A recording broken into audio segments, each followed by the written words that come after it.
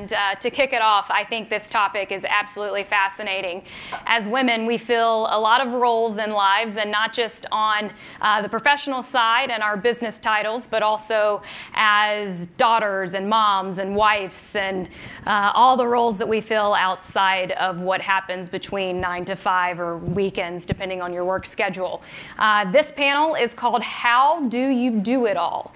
And I'm not sure if we have the graphic that we shared internally. We'll get that around over the next couple of days, but it really showcases how the path to female and women achievement is kind of blocked by some of the obstacles that they face outside of the workplace. To start, let's bring up your moderator today. She is Amanda Oliver from NASCAR Enterprises. Senior Vice President and General Counsel for NASCAR, overseeing the day-to-day legal operations. She leads a team of 9 attorneys and 15 staff members, responsible for legal needs of 15 racetracks in the United States, and started as an intern in the legal department. Named as a game changer, she was in the Women in Sports Business honoree from Sports Business Journal. Thank you, Amanda. Joining on stage, I'd like to welcome Kelley Earnhardt Miller. She is the CEO of JR Motorsports, JRM Licensing, and the Dell Jr. Foundation.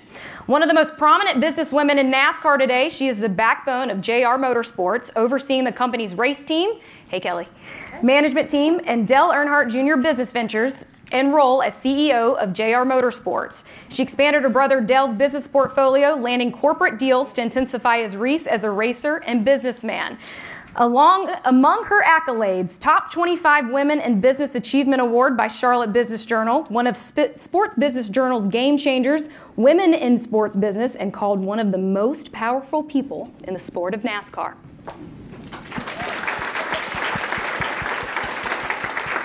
Erin Evernham is a former NASCAR Xfinity Cup racer, broadcaster in sprint car racing, board member of the National Sprint Car Hall of Fame.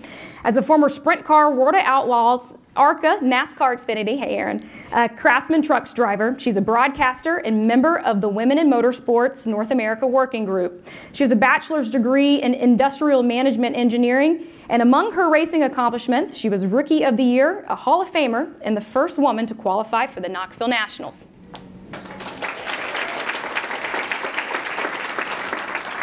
Please welcome again to the stage Jessica Fickenscher from Speedway Motorsports, the Chief Experience Officer.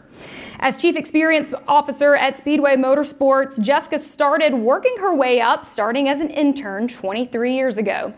Member of the Women in Motorsports North America Working Group, she leads business operations for the U.S. Legends Cars and SMI Properties. She's the Managing Director of Speedway Children's Charities National Chapter, and recently named the Executive Director for the upcoming NASCAR All-Star Race at North Wilkesboro next year.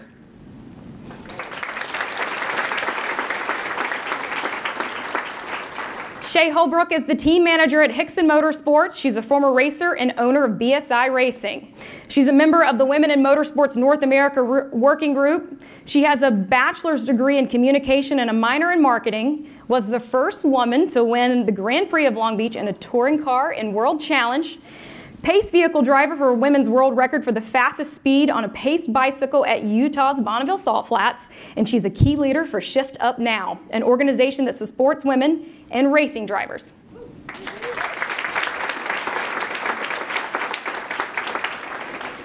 Julia Steinbrenner is the co-owner of Steinbrenner Racing and co-president at the New York Yankees Foundation. And congratulations on that record, 62 home runs, how about it?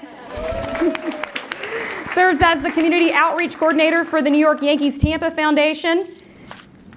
Co-founded and served as executive director of the George Ford Foundation with a mission to make a difference in lives of underprivileged and sick children and their families. And with brother George IV is co-owner of an IndyCar team partnered with Andretti Autosport. How do you do it all? Thank you. Well, I thought as kind of an intro, everyone knows everyone's business background, but they may not know your kids. So maybe as an intro, just say your kids and their ages, and maybe your favorite piece of advice that either you like to give or that someone has given you on the topic of kind of balancing work and kids. We'll start with you, Kelley. All right, great. I have 3 children. I have Carson, who is 22, She has been a racer in her own right and working in NASCAR media and marketing with the company now. Kennedy, who is 17, she is a junior. I keep getting it wrong. She's a junior. Don't say the sophomore word. In high school. And my son Wyatt is 10. And he is a 5th grader, and he is an aspiring race car driver. And you have to know that we were laughing because we were about to roll off the back of the stage because our chairs roll. So don't ask us to get up. And my advice, I wrote a book, and I have a chapter called Work and Home-Life Balance. And one of the first things that I write about is say no when you need to say no. And we can elaborate on that when it's time. But there are times that you have to say no. We can't do it all. We can't be it all, even though we want to. Nice. Thank you, Kelley. Erin? So I have a 31-year-old stepson. Yes, my husband and I have a significant age difference. We have a 7-year-old daughter together who is in 1st grade, and she found a different type of horsepower. She rides ponies competitively. So as far as advice, goodness, I think some of the best advice I've gotten from successful women who also have kids is to kind of trust your mama heart, to just trust your gut, and you kind of, it'll happen as it goes. Jessica? Yeah, I have 2 boys, Jack, who is 17, and he is a junior in high school up in New Hampshire because he plays hockey, and you can't do that down here. And then I've got another son, JC, and he is 15 years old and a sophomore in high school, who loves racing, he loves photography, loves golf, and so he's usually around the racetrack a lot, so a lot of people have seen him. Piece of advice, you can't do it all, because if you do it all, you're not teaching your kids anything, or the folks that you're mentoring or you're employing. You're really robbing them of some really valuable experiences. Thanks. Shea?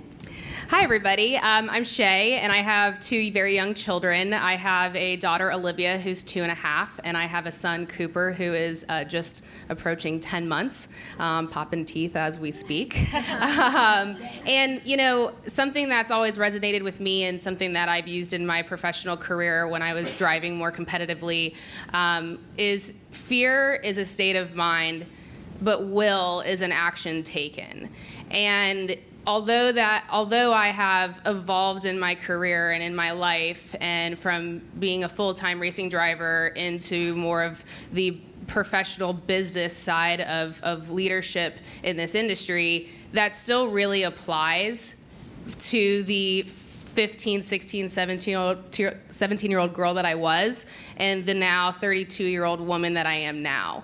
And fear is that, we were talking about this last night actually with Victoria, like fear is, that gut feeling of, you're doing something really good. And she mentioned that, and I think that that's so important, and that's how I have always felt, is like that fear factor is what keeps you alive. But it's the will and the willpower that you have to have time after time to withstand, the high seas or the rocky roads. And Lynn St. James has been my #1 supporter and mentor, and has really, truly taught me that. It might be my quote, but it came from her. Hi, I'm Julia. I have a 9-year-old daughter. Her name is Annabelle. She's in 4th grade. She wants to be something different every day, so have not nailed that down yet. Right now it's a vet. It'll be probably back to like an artist or a singer tomorrow. But my advice would be, I have a few friends going through this currently actually, is being women who are in the workforce and trying to figure out when the right time to have a family is. And there is no right time. It's just the time that feels the most right to you, and you just kind of have to jump and go for it, because there's no perfect time. There's no manual. There's no script that's going to tell you how to be a working parent. You just kind of figure it out as you go. I know it looks like we all have it so figured out, but I think I speak for all of us up here when we say you just learn it as you go and you figure it out. So if you want a family, have a family, and you figure it out as time goes by. Nice. So some of you kind of grew up racing already. So like Kelley, you grew up in the industry. Was the transition to the business side easier because you had some background, there's a lot of familiar things, you've always been around it? Or was it harder still because being on the business side is very different than kind of being the driver? Well, I think the transition probably, I wouldn't really even compare it because things are so different, right, with accessibility and technology and, all of those different things as a kid growing up in NASCAR versus working in the business. But, I think there's a lot of things from being raised in the sport that were an easier transition, just knowledge, knowledge of the sport and things like that are a lot easier. But yeah, I wouldn't say growing up in it was really a factor in transitioning to the business side easily. In fact, for my dad, he didn't even want me to work in the business, so I had to fight my way into that one. And so, yeah. Erin, you grew up racing, and now your daughter has kind of an interest in horse racing. How do you balance it, knowing how you are with your own passion, kind of allowing her to seek out her passions and figure out what she wants to do and her interests? Well, I think, we support our kids, whatever they want to do. And it's really neat to see her.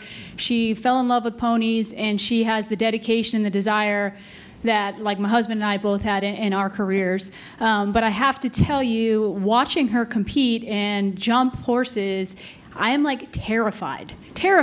And other moms at the barn will be like, wait a second, didn't you drive race cars your whole life? I'm like, yeah, but I was the one driving. It is a whole different story when you're watching your child do it. And then they said, well, what did your mom do when you were racing? And I'm like, I'm the youngest of 5. My mom didn't care. She was reading a book in the pit area. So it's just really neat to see her find a passion. She's still young. I'm sure it'll change, but just the dedication she already has to it, it's really, it's fun to see that. And, as a mom and being a race car driver, I haven't really raced since she has been alive. And that there's part of me that wishes that she could see it, but I also know the dedication and the time it takes to be a successful race car driver. So it's neat for me to be involved in events like this and some of the other things that my husband and I do to stay involved in the sport, to see. I want her to aspire to be something different and to push hard and to strive in her career, whatever she chooses. Jessica, having started as an intern and then developing your career and having your family, what was the support system? Did you have mentors in the office because that can be tough to balance as you're moving up and starting to raise a family? Yeah, sure. I mean, definitely my husband, he's amazing. He's picks up the pieces all the time for me. My parents moved down here, and I thought they were going to be a great help. Then they retired and started traveling all over the place. So, but no, I think the company culture that we have here at the Speedway was probably the biggest support system I have. We're very family-oriented. I never really thought twice if I had to pick between, going to an event at my kid's school or staying home with a sick child. It just really never was a worry, or vice versa, if I had to miss something at home and let somebody else handle it because I had a project to work on at work. I think it was a great balance of support between work and home. Shea, your kids are so young. So how has that transition been for you, integrating them into your life as your career is continuing and your business to grow? Yeah, I mean, I'm a first generation racer, and so my background's a little different. I didn't come from a family of racers. I did come from a family of athletes. And I'm an only child, which is probably the best blessing in disguise. That's probably why I was able to succeed in this industry. But my family was, so many people actually in this room know my parents. And my parents, and I see young women here with some of their parents and, thank them, because I think for me the transition from one sport that I was excelling extremely well at, which was competitive water skiing, to literally trading in skis for wheels so quickly, was due credit to my parents and just being so supportive, and they did it with me. But it was never their dream and passion. It was my dream and passion. They just helped facilitate that so that I could succeed at the highest level. The transition, I think, has been... it's been, you just go with the flow. like the whole starting a family and like how to bring your kids into that, you know. I have a colleague with me here today, and he can attest. My daughter, when she was born during the pandemic, which was kind of like a built-in maternity leave, which was awesome. But the day we went back to racing, she did, I think Olivia and I, before she was 1 year old, I think she did 14 flights with me, and I did that on my own with my kid on my hip. And the same with Cooper. You know, you just get up and go. And I think that, you know, to what you mentioned about, you know, you don't know like when to start a family. There's really no, I mean, mine was kind of like perfect timing, perfect timing. But that's so true. You really, truly just like learn to evolve with this new life. And being a mother is like the most important part of my day. Even though I have so many responsibilities, you really just transition right into it. So all the moms in the room, thank you. And if you're young and you're looking to, you know, have an aspiring racing career, you can at times do everything, but the word no, I have learned, is very powerful as well. Julia, what inspired you to kind of come into racing when you already had, you know, you're doing the foundation, you had the career over there, to want to take on a new challenge? So it originated with my brother and I having a conversation about, I was full-time baseball and he was full-time racing, and we kind of sat down and had a conversation about how can we possibly make this 50-50? Like, can we split our time? Can we do both? We both want to do both. How do we make that happen? And it was really kind of over the course of 2 years until it really came to fruition, that I was able and in a place where I could dedicate the time to travel with the race team and be at all the races and all of those things, and he could make the switch over to kind of be available for more of the baseball things. So that's how it originated, and now I've been in it for, I mean, overall this is our 6th year, going into our 6th year, and I've been around for all of it, but really involved to the level that I am. This was my first year, and now I'm hooked. Like, now I can't ever go back. So if he ever comes to me and says, I want to go back to the way it was, I want to be in racing full time, I'm going to say, well, sorry, tough luck. Yeah, it's been wonderful though, but that's pretty much where it stemmed from, was just both of us wanting to be able to share responsibility and do both sides of it. I'll go back to you to kind of come back it this way. As leaders in the business, kind of how do you support other working parents? Because although we do talk a lot about it falling on women, there are a lot of men who are also balancing, you know, life at home, or a partner who's like us, who's traveling or doing different things. So as a business lead, how do you support those parents? I think work-life balance is extremely important. I prioritize that very heavily in my life, and you can't prioritize, I'm making up new words, prioritize that in your life and then expect the people who work for and around you to not also be allowed to prioritize those things. So because that's important to me, it's important to me as well that the people that work for and around me have that ability. I mean, I wouldn't even say luxury, because it should just be how everybody is able to live. I think that we live in a world, a corporation type mentality of a world where you live to work, you don't work to live. And I'm not a fan of that mentality. I think that working is wonderful. I love it. But I also love being a mom more. And I love being a wife, and I love my family. So in order for me to say that I want to have that work-life balance, you also have to be able to put that on to the people that are around you. And I think it's important for people to be able to spend time with their families.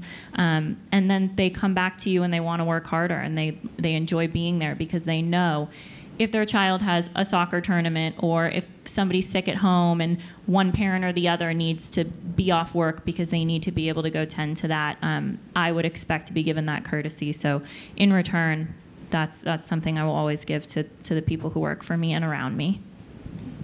Shea?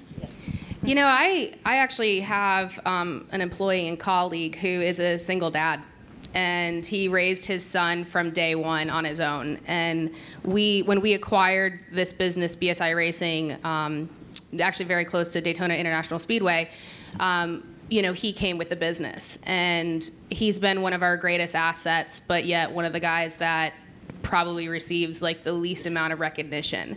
And now that I am a mother and my husband's a father, I definitely have now realized that, you talk about prioritizing, which is so right.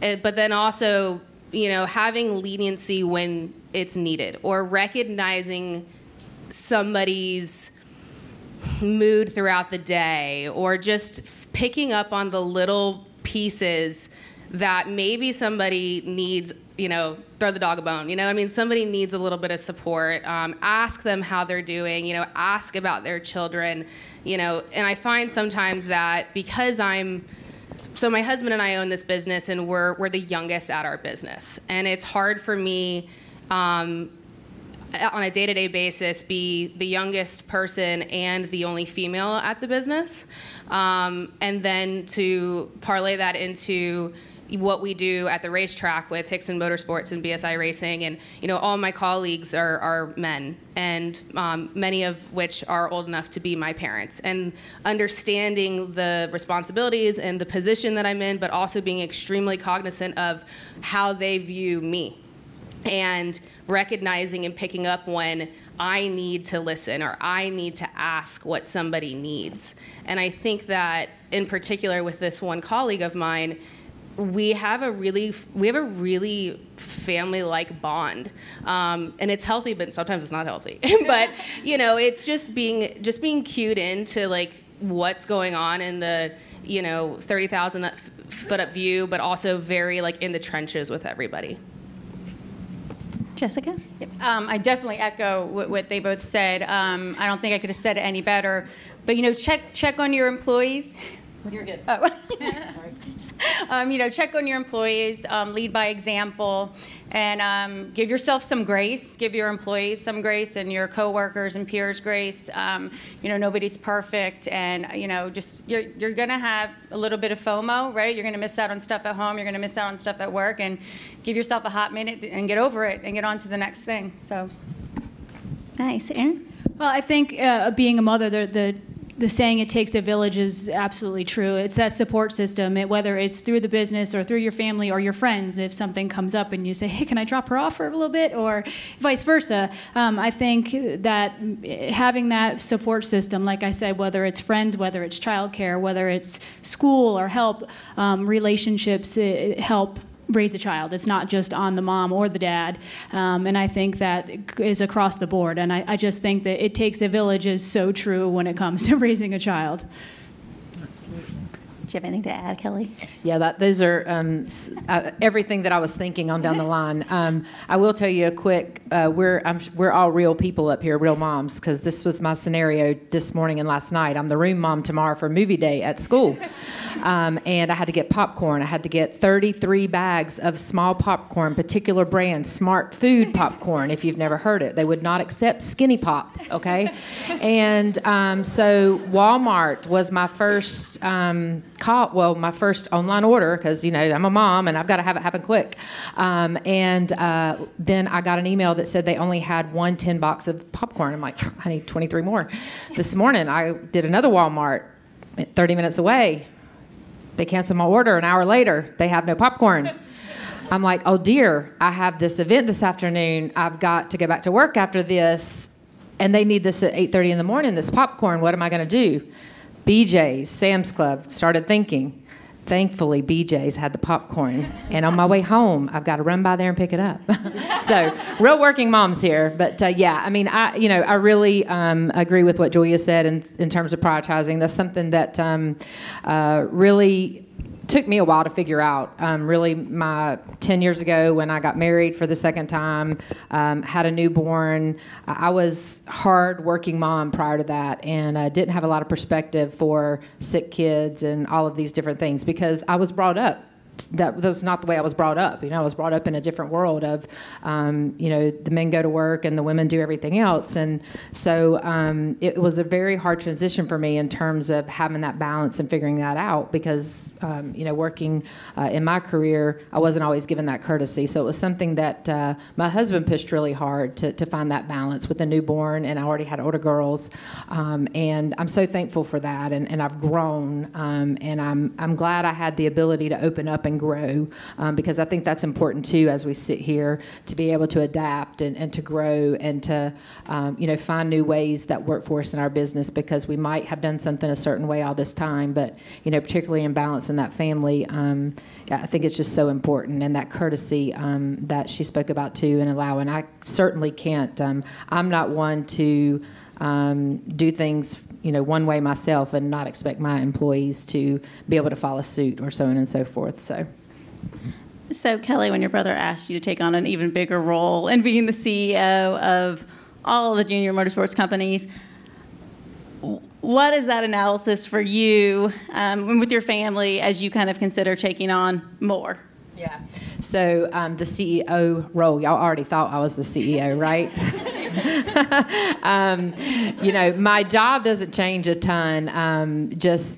What really, it honestly has allowed, the role for me is allowing us to put a structure in underneath where we're all not carrying the same responsibilities. And so it was very important with a couple of the other announcements that we made to, put people in place that could take on some responsibilities, and I could delegate some of that work, because one of you mentioned, and I forget which one, is that we can't do it all, right? And we have to show others that, they can be responsible and carry part of that load for us. But one of the things I wanted to add when I was thinking through that question is I think it's so important to talk with your family, talk with your mentors, talk to people that you look up to help figure that out, right? We all talk about how there's not a manual, there's not a book, there's no playbook on how we all figured this out as working moms and working females. But I think it's so important to talk to your family about what it looks like, if you take on a new board role, if you take on a new role at work, if you are going to sign up to be the room mom, and so on and so forth, just to think through what that looks like for everybody, and so that everybody has an expectations. That's so important. Expectation is so important in this world, right? If we don't set them out and talk about them with the people that we're around, that's assumptions, that's let down. There's so many things that go along with that. And I also thought about during some of this conversation, COVID really allowed my children, the two at home in particular, to really understand my work better. And it dawned on me how much I didn't share with them about my work and my role and its importance during that time, because it was, we had to set schedules, right, so that we could work remotely and have conversations and have meetings. So it was like, okay, mommy, they thought I was home, so mommy time's all day, right? Mommy time is this time and that time, and we'll take a break for this and take a break for lunch. And it dawned on me that I really, it was always like, that's work. I got to go to work. I got to go to this event. So, I would encourage people, the families, to share. What is work? What does it look like? What do you actually do? Why is it important? Why is it important to them that they can understand it? Did you want a new pair of shoes? Did you want to play this sport? Those kinds of things. And I didn't do that great, and so I think that was something that I really learned that I want to be, that I've been more intentful about to do. That makes a lot of sense, because kids can't see us when we're working in the office. Jessica, same for you. You took on a new role with the North Wilkesboro project. That's going to be a heavy lift. Kind of what was your thought process before saying yes? I didn't have one. I just said yes because I was so excited. I still pinch myself right now. To your point, it's sitting down and talking. I think that was one of the first things I did with my husband. I was like, this is going to be a lot. I don't know exactly what a lot looks like, but it's going to be a lot. But I want to do this. This is a dream come true. So we're going to figure it out as we go along. So but yeah, it's all about communicating. I try to give my schedule, that Sunday, like we sit down Sunday, okay, this is what I've got going on this week. I will say when your kids start to drive, it does get a little bit easier. I've got, one's going to have his license in 4 months, so that does help a lot. But it's a different level of worry, but yeah, it's really communicating and just saying, this is what I need. This is what I need you to do. So when I come home and, he didn't do the 3 things that he could read my mind doing, and it doesn't lead into this craziness in my house. But communication and balancing and leaning on your coworkers for the other things that you need is really important, and asking for help when you need it. Thanks. Shea, I know when my son is 4, and when I went out, everyone's first question was like, are you coming back, right? There's this misconception that people don't want to return to work, and I was really excited to come back. What do you think are some of the misconceptions about, being a young mother or having kids in a business setting? It's a really great question, and I was thinking about this kind of on the way over, and, I feel like in our industry, it's almost a little bit, this is almost like a difficult question to answer. And the reason being is because I don't think, first of all, let's give it up to the men in the room. Thank you for coming. Men. And I follow that with, I don't think and I didn't realize this up until about 3 years ago when I had children, is you don't know what you don't know. And you can't always point the finger or put blame or have a negative connotation or thought towards somebody when you think that it's a misconception, because you just don't know what you don't know. And I've always considered myself to be a grinder. I don't like to be outworked. I like to be the best at that. I like to be the best that I can be. And I do like to be potentially the best. And the misconception of what you think, how people view you, I think that's sometimes the misconception. I don't like to put it on other people. I like to look at that person in the mirror every day and say, you are going to make this happen, Shea. And trust me, I have to do that every single day. And there are times when I don't have the answers to my own questions. And I think the biggest thing for me was that when my husband and I started talking about, maybe we should, consider starting our family. And then it was kind of like the perfect timing when we did get pregnant. And it just happened, and literally I was so unbelievably excited to be pregnant. I have never, becoming pregnant was better than winning my best race. Pushing Olivia out was the best qualifying lap I've ever had. So you pivot. So I don't really, the misconceptions I feel like is really hard, because I feel like we as mothers put a lot of that on us. And I think this panel and allowing us to share our thoughts and probably mirroring a lot of the mothers in the room, their thoughts, maybe educating some more people on just kind of how we click and think, because we're all so similar because of the field that we're in. I feel like that is the misconception that we have to tackle, is you almost have to look at yourself in the mirror. Don't worry about everybody else. Put your blinders on. Just focus on you being a great mother, a leader in your industry, a business professional, and treat people the way that you want to be treated. It's really as simple as that. And it took me a little bit of time to actually even truly believe the words that were coming out of my own mouth, Mm-hmm. Yeah. Thank you. So, Erin, do you like to bring Kate with you when you're working, or much like Kelley, was it kind of like you were doing your work time and your mom time very separately? I like to bring Kate along everywhere. So I think that Shea mentioned she had so many flights her first year. When, for the first 2 years, they can sit on your lap. So, but by the time Kate was 3, she already had gold status with American Airlines. So, yeah, we drag her everywhere. And, just what Shea was talking about, as a mom, you do what works for you. And I think that's kind of how all of us were raised different. My parents, or my mom was a stay-at-home mom, and my dad was very involved with us racing growing up. So I had these parents that were full in on their kids. My dad had a successful business, and but he kind of kept it 9 to 5. So having Kate, I kind of pivoted towards, this is my job now. Like, I was a race car driver. I love racing. I love the industry. I still want to be involved. But like, this is the priority. So I've taken a little bit of a different approach where I stay involved. But sometimes when I sit between like Kelley and Jessica and Shea and Julia, I'm like, man, I don't do a lot. I'm at the horse barn a lot, and I'm the room mom too.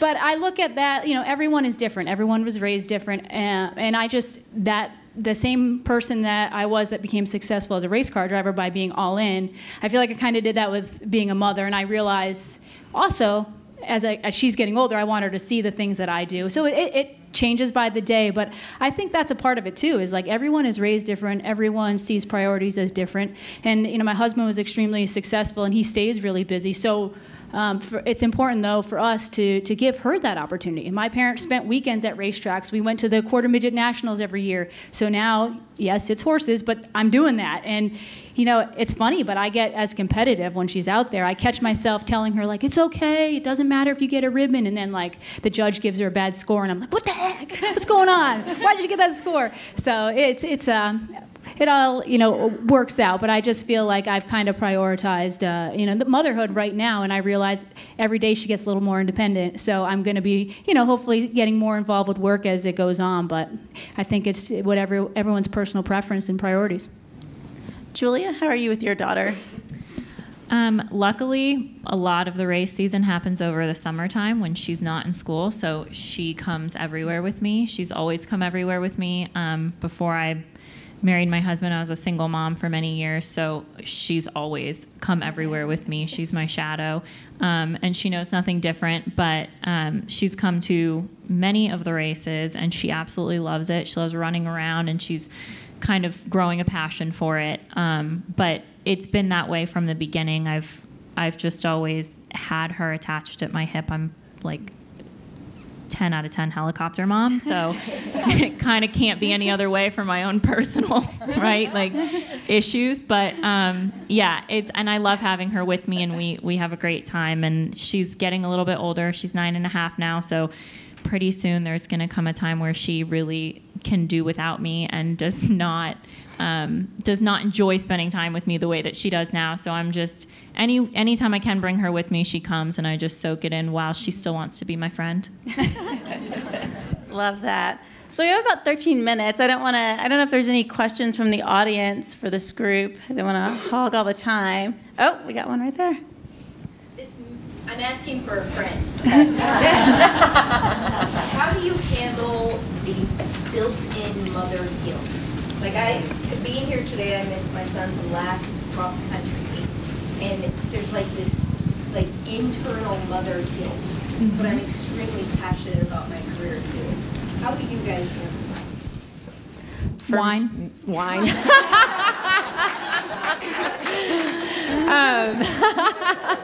Yes, that too.